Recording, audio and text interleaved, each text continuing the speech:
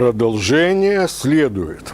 Не успели окончиться в Минске очередные переговоры, как тут же последовала реакция основных персонажей украинской политики.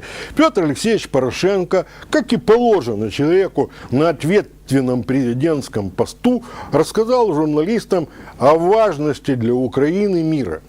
И как худо обстоят у нас дела с армией, потерявшей в боях на Донбассе большую часть своей техники. И еще успокоил патриотов надеждой о будущем могуществе новых вооруженных сил Украины, которые, надо понимать, будут создаваться при непосредственной помощи наших западных друзей.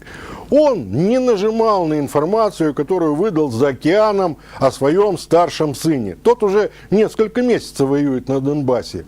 Он говорил о мире, словом и делом пытаясь подчеркнуть свое обещание, данное в инаугурационной речи, выполняю. Понятно, Петр Алексеевич знает, что эти его слова моментально вызовут ответную реакцию соперников по избирательной кампании в украинский парламент. И прежде всего главного оппонента Юлии Тимошенко. Вот где открылась безграничная поляна для боевой риторики леди Ю. Вот когда она по своей суровости может не только сравниться с железной леди Маргарет Тэтчер, но даже переплюнуть ее. Что там за всхлипы были у Тэтчер во времена конфликта с Аргентиной? Детский лепет на лужайке. Юлия Владимировна в своем военно-стратегическом запале показала населению, как бы действовал настоящий президент, коим она себя представляет. Во-первых, сосредоточила бы всю власть в одних руках, создав ставку верховного главнокомандующего. Ну, тут надо понимать, ни о каких парламентских выборах и речи не могло идти.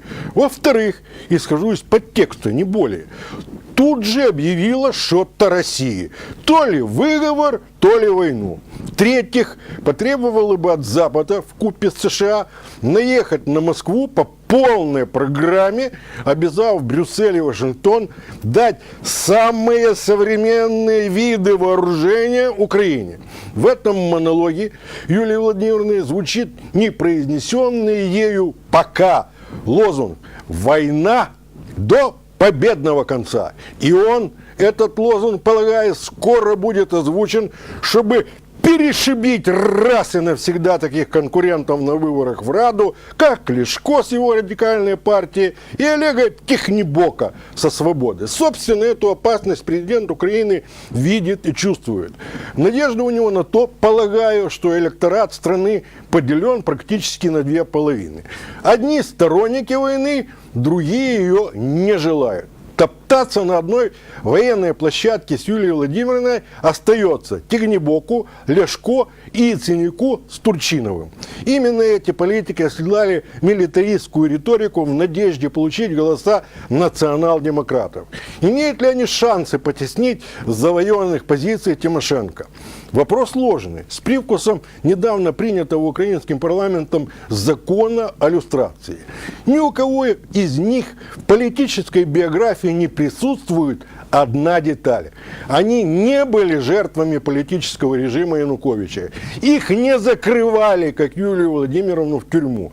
Да, они приходили на Майдан, они там выступали, но не воевали, как бойцы самообороны, правого сектора или трезуба.